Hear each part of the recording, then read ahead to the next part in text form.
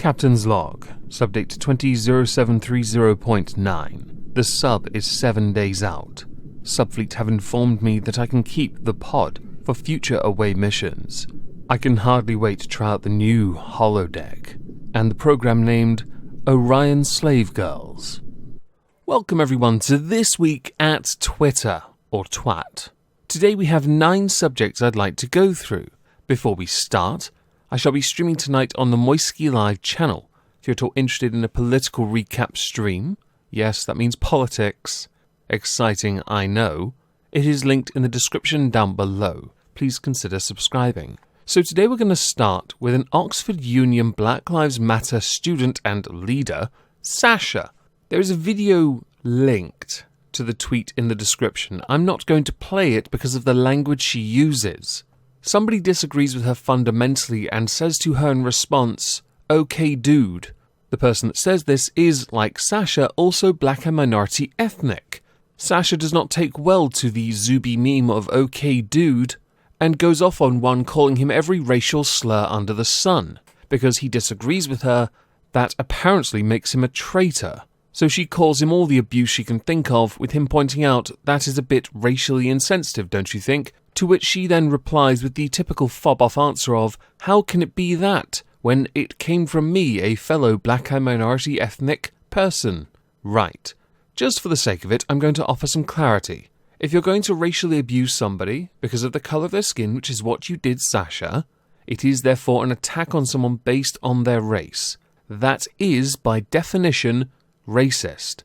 You can argue systemic racism, systematic racism, all you like, but the moment you devolve that person down to the colour of their skin, an arbitrary factor I might add, you've not only lost the argument, because you couldn't win because you got triggered over the words, "Okay, dude," but you've proven yourself to be no better than the very people you apparently stand against. And you also devalue that of what you claim Black Lives Matter stands for. If anyone is at all familiar with that of Movie Bob, you'll know he is an internet treasure like Andy Warski, in that he is only a treasure on the internet for being an absolute moron. Well, last week, Movie Bob tweeted about perhaps Germany going to Poland and taking all over again. Right. Some classy stuff, I know, but it's relevant to the next tweet. A week later, he tweeted out that if you're not a Nazi, you shouldn't be scared of people who are only on hand to take down Nazis. Are you scared, Boris? That's a bit strange, isn't it? 1 week recommending Germany march and take over Poland, a reenactment perhaps, to then a week later say you're against Nazis. How strange. If only I could put my finger on what it was that made this such a peculiar statement. According to Peter Thatchell, UK's head of state is first-born descendant of each generation of all white senior royals. Black and Asian people are therefore excluded from being head of state for foreseeable future. This is institutional racism. Irate Alex did a video covering this, and I will link it down below because he goes into this in a very good way. Yes, our generation of royals are all white. Hard to believe in a majority white country that would be what it is. But people who responded to you, oh boy, they really poked holes at this by pointing out heads of states in other countries of other ethnicities that are not European white, that are themselves solely one race. I wonder if these holes have been poked enough. Instead of focusing on the fact the head of state is a race, how about focus on what they have done as head of state? I think you'll find Queen Elizabeth II has done quite a lot. The only thing we can say with absolute certainty is that at the age of 94, she is yet to appear on Blacked. Nadia Whittome, MP for Nottingham, newly elected at the end of last year, has been creating a little bit of a storm since being elected. The context I'm going to provide, though, for her tweets, we can take to the anti-SJW-SJW debates, because this will be about debates. For many years they weren't happening, and yet when people tried to get it to happen, people pulled out. They weren't willing to engage, and when they finally did, the fights ended. Because logical conclusions were reached, or people just lost because, and then insert whatever excuse Sargon had. You may have over-prepared, but seriously, Christy Winters beat you. That was tragic. The point is, debate, though, is very healthy. I like debate. I'm not very good at it, but I love to watch it. It's great to see people explain, express, and articulate what they are thinking to reach a conclusion. A winner is important. You can tell who the winner is. They use ketchup because red's for winners, and they have a go fast stripe on them somewhere. Good luck finding it. Well, Nadia Whittam has tweeted that every frontier in the struggle for equality and liberation has only ever been won by walking through fire, continuing that we must not fetishize debate, as though debate itself is an innocuous act, neutral one no less. The very act of debate in these cases is an effective rollback of assumed equality and a foot in the door for doubt and hatred. No, debate is a fantastic way of quelling doubt and hatred by using fact, logic, and reason. I felt like I've said that before, that's cringe. To properly get a point across so that the person on the other end fully gets what you're trying to say. They may be in an echo chamber of their own and disagree fundamentally, but the fact remains debate is a far better way of going about this so that more minds can be changed. Forcing it upon people, like a parent to a child, will inevitably lead to the child rebelling, or the people, because they don't like it when you shove something down their throat, unless they're ready for it. Because the subject matter of this video has been quite serious for quite a while already, 6 minutes I believe, have something light-hearted.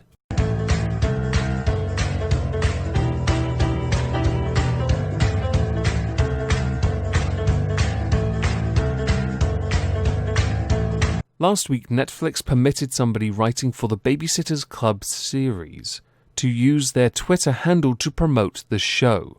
In doing so, they put out a bunch of videos taken from the show itself, explaining the importance of a trans girl child fitting in with everyone else. I take no issue with people trying to fit in because it doesn't matter who you are, you're not going to unless you fit within a clique. I say this as somebody who never fit in with anyone. That's not even a joke. It's actually quite tragic. One of the videos that was trending was one that concerned the girl in question in the video going to hospital because they had a fever, and the doctors misgendered the child, which then led to one of the lead characters in the show called Mary Ann to correct the doctors because of how much it is traumatic to misgender someone. Understandably, many people have drawn a line on this one though, because it concerns a child transitioning. That is where there's a red line. Even I have to take the stance of, if there's any medication involved, I am firmly against it. And while I'm all in favour of trying to teach people to be a bit more accepting of different people, I'm not so fond of it when it concerns transitioning children, mostly because of the children aspect. But that could just be me. Listen, we don't fucking care. Sorry. That, for those who don't know, is Tana Mongeau, or Mongoose if you're one of those people. Tana Mongeau attended a number of COVID parties at Jake Paul's house, Hype House, which led to people like James Charles apologising for attending that party. Tana Mongeau is named the best creator on YouTube for last year, something which annoyed everyone, because nobody believed a creator that makes as much derivative content as she does, where her most notable contributions to 2019 were that she didn't upload as much as she had in 2018, her relationship with Jake Paul, I believe, and with the content she did put out, her sensationalizing absolutely everything, because seriously, clickbait sells. That is the 2019 or 2020, I can't remember which, best creator of the year, everyone, attending a COVID party. She has since gone to apologise, but let's face it, she was reckless from the start and iDubbbz was right to trick her.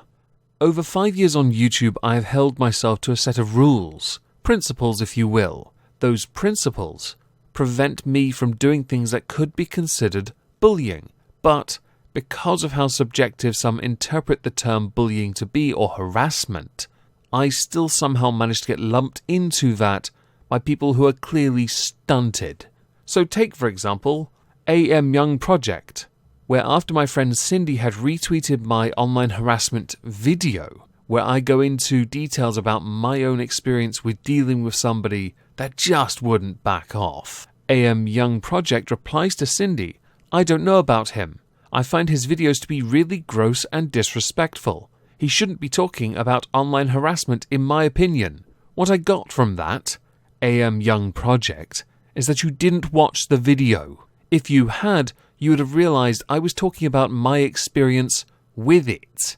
Not me saying, well, generally, just going to vaguely touch upon. No, I went into what I had gone through. I can talk about whatever I want on my channel. You are not an authority over what I say or do, and that goes to anyone that tries to dictate what I do and say on my channel. That's up to me. Provided I don't break the TOS, I'm golden. And I don't speak on subjects like this as if I am an authority, I merely put an anecdote out there. I might be gross and disrespectful based on your own arbitrary terms, but at least I give people the time to understand what they mean before I fob them off. Coward.